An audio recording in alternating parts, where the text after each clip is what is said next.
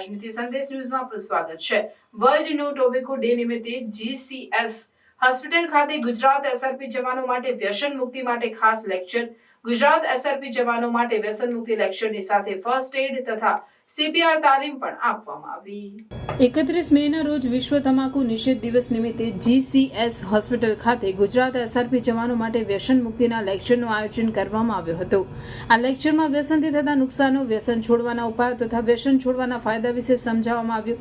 Gujarat cancer research ઇન્સ્ટિટ્યૂટના report અનુસાર ગુજરાતમાં જેટલા પ્રકારના કેન્સર થાય છે એમાંથી 44% કેન્સર તમાકુના કારણે થાય છે। આ આંકડા ચોંકાવનારા છે। આ વ્યસન મુક્તિમાં જીસીએસ હોસ્પિટલ ખાતેના સાયકિયાટ્રી ડિપાર્ટમેન્ટના હેડ તથા પ્રોફેસર ડોક્ટર ધર્મેશ પટેલે પ્રકાશ પાડ્યો હતો। આ સાથે જીસીએસ હોસ્પિટલ ખાતે એસઆરપી જવાનો માટે સીપીઆર તથા ફર્સ્ટ એડ તાલીમનું પણ આયોજન કરાયું, જેમાં સીપીઆર ટ્રેનિંગ હોસ્પિટલના એનેસ્થેશિયા વિભાગના ડોક્ટર અંકિતા પટેલે માહિતી આપી। સીપીઆર કાર્ડિયાક એરેસ્ટ જેવી ગંભીર સ્થિતિમાં વ્યક્તિના હૃદયને પુનઃ ધબકતું કરવા અને લોહીનો પ્રવાહ મગજ અને અન્ય મહત્વના અંગો સુધી પૂર્વવત કરવા માટે અપાય છે।